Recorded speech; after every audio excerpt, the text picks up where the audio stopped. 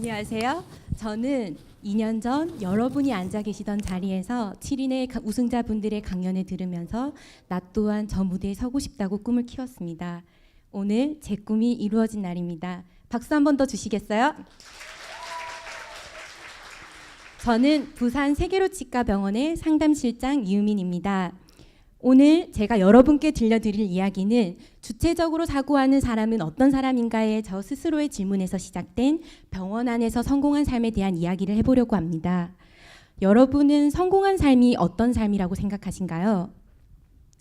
어떤 사람은 맛있는 음식을 먹는 삶, 또 어떤 사람은 돈을 많이 버는 삶, 또 어떤 사람은 여행을 많이 가는 삶이 다양하게 성공의 기준이라고 생각하실 겁니다.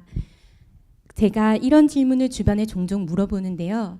일과 직장이 연관되어서 성공을 이야기하시는 분들은 아주 드물었습니다.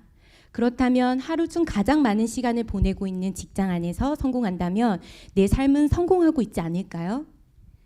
제 스스로에게 이러한 질문을 했을 때 제 대답은 무엇이었을까요?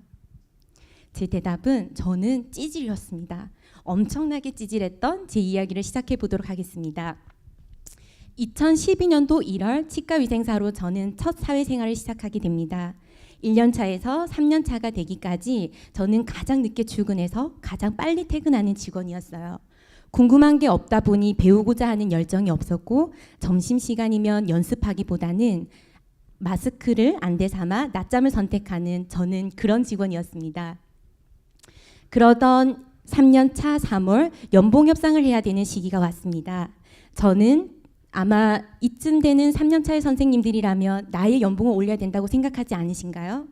저 또한 팀장의 승진을 원했고 높은 연봉을 받기 위해서 주변 친구들의 이야기와 정확하기로 소문난 카더라 통신을 통해서 가장 적합하다고 생각하는 희망 연봉을 작성하여 원장님과 1대1 면접을 진행을 하게 됐습니다. 원장님은 말씀하셨어요. 유민 선생님, 정말 그 월급을 받을 수 있다고 생각하세요? 저는 당당하게 대답했어요. 네, 저는 3년 차로서 많은 일을 하고 있고 앞으로 더 많은 일을 할 거기 때문에 그 월급을 받아야 된다고 생각합니다. 지금 생각해 보니 정말 좋으신 원장님이셨어요. 그럼 질문 하나 할게요. 애사심 있으신가요? 당황한 저는 한참의 침묵을 지키다가 아니요 라고 대답을 했고 그런 저에게 원장님은 나가보라고 하셨어요. 네, 저는 이해가 되지 않았어요. 월급 받는 직장인이 왜 애사심이 있어야 되죠? 내 치과도 아닌데 나는 주어진 일만 하면 되는 사람인데 말이에요. 저는 원장님의 말이 이해가 되지 않았고 그런 저에게 그만큼의 가치를 인정해주지 않고 돈을 주지 않으려고 한다고 생각이 들어서 이직을 결심을 하게 됩니다.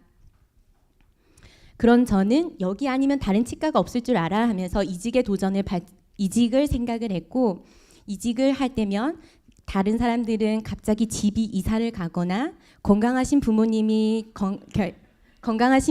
기력이 쇠해지시는 일들을 저희는 퇴사 시기에 맞춰서 만들어내곤 하죠. 저 또한 집이 이사 간다는 이유로 이직을 하게 됩니다. 네, 즐겁게 들어주셨으면 좋겠습니다. 그렇게 구인 광고 사이트를 찾던 중 새로운 치과를 보던 중에 제 궁금증을 자극하는 구인 광고를 보게 됩니다. 바로 이런 문구였습니다. 저는 의사와 같이 재미있게 일을 한다고? 그게 가능해? 그곳이 궁금해졌고 그곳에 면접을 보러 가게 되었습니다. 그리고 저는 운 좋게 입사를 하게 됩니다. 그곳은 바로 지금 제가 일하고 있는 세계로치과병원이었습니다. 이곳은 뭔가 생각이 살아있다라는 느낌이 들었어요. 가장 충격적이었던 건 물건을 하나 살 때에도 계정 과목에 맞는 월 예산을 하고 두세 개의 제품을 비교를 해서 AS까지 체크를 하면서 재고 관리까지 하고 있었던 겁니다. 병원 안의 모든 것들이 직원들에 의해서 관리되고 통제되고 있는 곳 세계로치과병원이었습니다. 이직 후 진료에 적응은 쉽지만은 않았습니다. 디지털 중심 진료를 하는 치과 병원이었고 저는 디지털이 처음이다 보니 하루하루 적응하느라 정신없었죠. 그러던 환경에서 일을 하면서 제 머릿속에 떠나지 않았던 생각이 한 가지 있었는데요. 그동안 나는 너무 모르고 살고 있었구나. 그리고 이들을 이렇게까지 움직이는 힘은 어디서 나오는지 궁금했어요. 제가 그들과 같이 일하면서 알게 된 직원을 움직이는 힘은 자신들과 같이 일하는 자신들과 같이 일하는 의사에 대한 신뢰가 있었고 병원에 대한 자부심이 있었습니다. 그리고 그들은 팀으로 일을 하고 있었습니다. 각 개개인을 위해서 일을 하는 것이 아니라 우리를 위해, 동료를 위해, 그리고 환자를 위해 일을 한다는 걸 느꼈습니다. 그들은 하나로 통합되어 있었어요.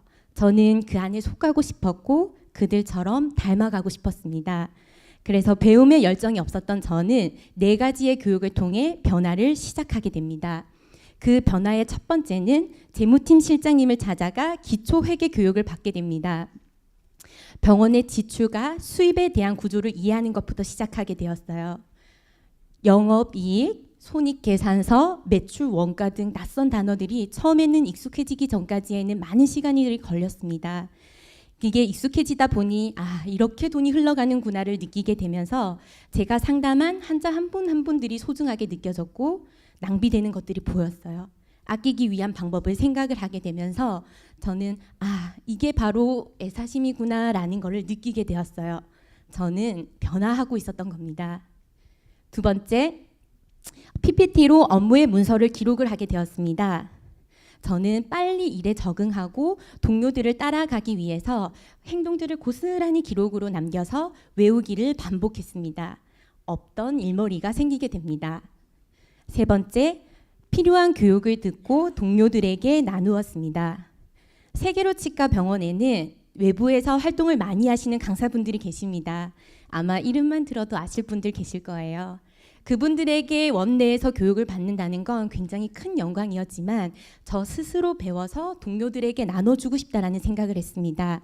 필요한 세미나는 듣고 전시회가 있으면 내용을 정리하여 동료들에게 나누었습니다. 제가 정리를 하면서 느끼게 된 것은 누군가를 가르치기 위해서는 내가 먼저 이해를 해야 된다는 걸 알게 되었습니다.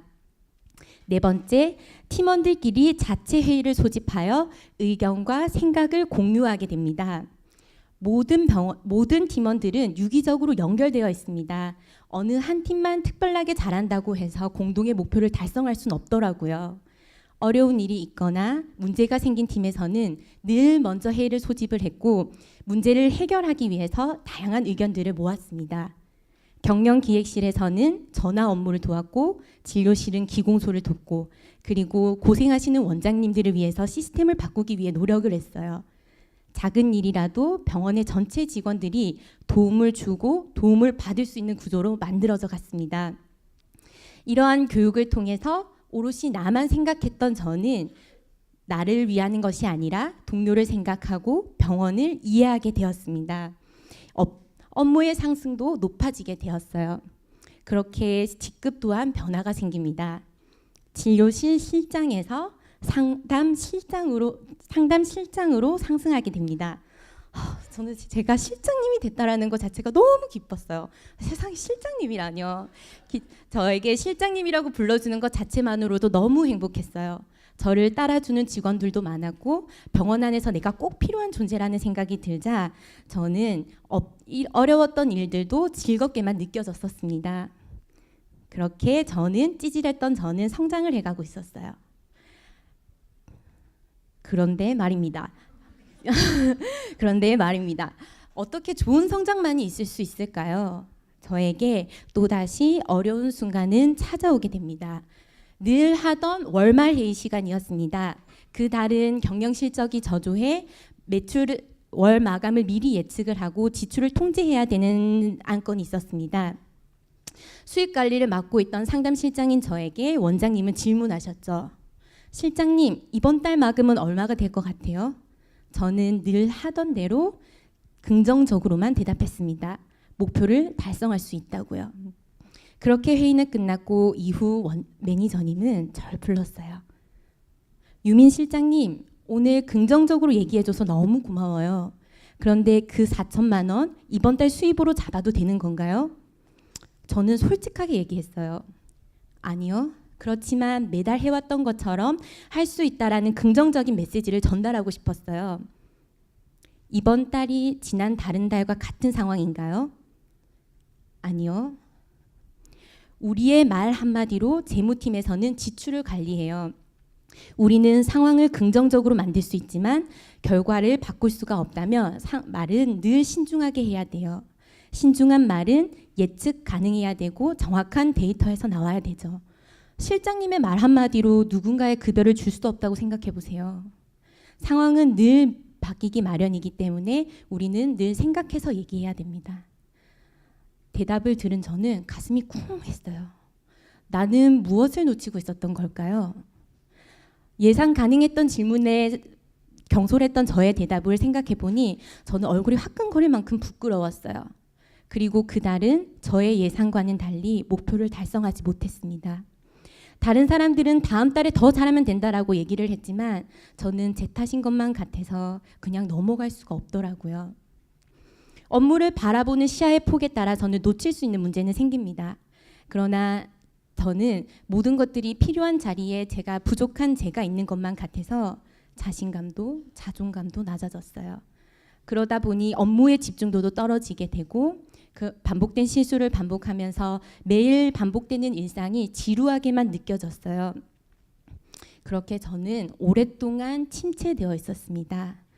그러던 어느 날 병원에 미아를 담당해 주시는 주인님께서 유민 실장 요즘 무슨 일 있어요? 처음 입사했을 때랑 너무 달라진 것 같아. 저희 주인님이 절 처음에 보고 뭐라고 말씀하셨냐면요. 저 친구 진짜 이상해.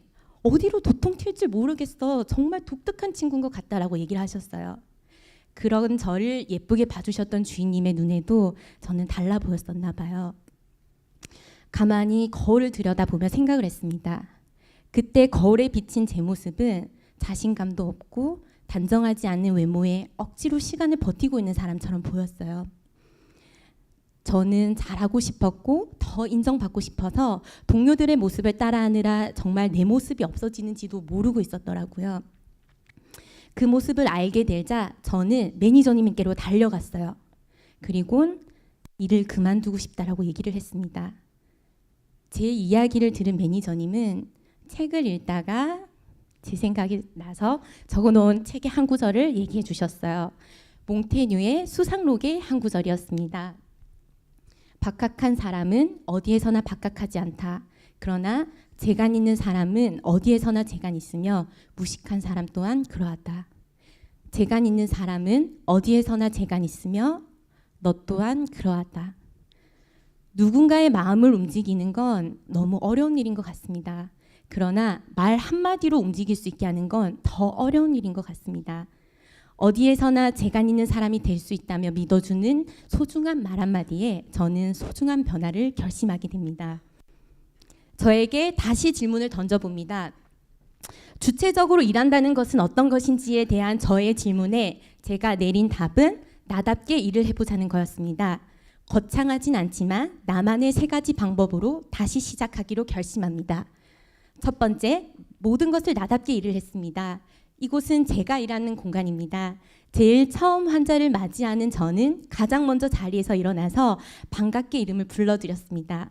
오늘 하루 환자분을 기다리고 있었다고요. 청량한 목소리는 솔톤에서 나온다고 하죠. 저는 저만의 낭랑한 목소리로 전화를 받았습니다. 제 얼굴을 보지 않고도 목소리로 저를 기억하는 환자분들이 생기게 됩니다. 그리고 내원하시는 환자분들을 유심히 관찰을 했어요. 그러곤 칭찬을 해드렸어요. 치료를 받고 나시니까 더 젊어 보이시네요. 오늘 머리 스타일이 바뀌셨는데 더 잘 어울리시는 것 같아요. 그렇게 기분 좋은 칭찬으로 환자분의 안부를 물었습니다. 그리고 지쳐있는 동료를 위로를 할 때도 저만의 방정맞음으로 동료들이 한 번 더 웃을 수 있게끔 위로를 했습니다. 그렇게 모든 일들을 진심을 담아 유민답게 일을 하기 시작했습니다. 두 번째는 나만의 업무 매뉴얼을 만들었습니다. 이전에 제가 만들었던 업무 방식은 다른 사람들이 하는 것들을 제가 잘 따라하기 위해서 만들었던 거였다면 이번엔 저의 방식대로 만들었습니다. 사소하게는 업체 전화번호에서부터 보험 청구 및 심사 조정 매뉴얼, 그리고 비보험 매출을 기록하는 경영일기 작성 매뉴얼들을 만들면서 저만의 스타일대로 업무를 만들었습니다. 처음엔 저를 위해서 만들었던 것들이 동료들에게도 인기가 높아져 공유하고 열람할 수 있게 되었습니다. 세 번째는 제가 일하는 공간이 나와 동료들이 조금 더 행복했으면 좋겠다라는 생각이 들었습니다. 여러분은 일하고 있는 직장에서 동료의 얼굴을 보면서 웃는 시간은 얼마나 되나요? 단 5분이라도 될까요? 지친 하루를 돌아봤을 때 제가 행복한 순간에 같이 있을 수 있는 사람이 저였으면 하는 바람에 유치한 농담도 하게 되고요. 괜스레 장난도 쳐봅니다. 그렇게 해서 웃는 동료들의 모습을 볼 때 그 순간이 병원 안에서 가장 행복한 순간이더라고요. 그렇게 저는 저만의 길을 찾아갔습니다. 타인의 기준이나 시선에 맞춰 따라하거나 흉내내는 것이 아니라 나다움으로 존재할 때 어디에서나 어떠한 어려움이 있다 하더라도 잘 극복할 수 있다는 걸 알게 되었습니다. 그렇게 나는 내 본질을 흔들리지 않고 지켜내는 것이 병원 안에서 성공하는 삶이 아닌가 스스로 생각해 보게 되었습니다. 여러분 저는 외모가 그다지 전문적으로 생기지는 않았습니다. 그러나 친근하게 편안하게 다가올 수 있는 이미지를 낼 수 있는 사람입니다. 저는 말을 조리 있게 잘하지 못합니다. 그러나 말을 할 때와 하지 않을 때를 가려하며 늘 생기 있게 말하려고 노력합니다. 저는 꼼꼼하지 않습니다. 그러나 늘 기록하고 일의 마지막을 한 번 더 돌아보기 위해 노력합니다. 저는 말의 숨은 뜻을 잘 이해하지 못합니다. 그러나 가시 있는 말을 듣지 않기 위해 늘 상대방의 입장에서 한 번 더 생각을 해봅니다. 저는 완벽하지 않습니다. 그래서 앞으로 더 많은 실수를 하게 될 테지만 그럴 때마다 제 스스로에게 괜찮아 라고 말할 수 있는 그런 사람입니다. 여러분은 가장 많은 시간을 보내는 직장 안에서 어떻게 존재하고 계신가요? 보이지 않는 것은 보이는 것보다 중요합니다. 보이지 않는 것은 보이는 것을 결정합니다. 오늘 이 시간이 여러분의 소중한 모습을 다시 돌아볼 수 있는 시간이었길 바라면서 저의 강연을 마치도록 하겠습니다. 경청해 주셔서 감사합니다.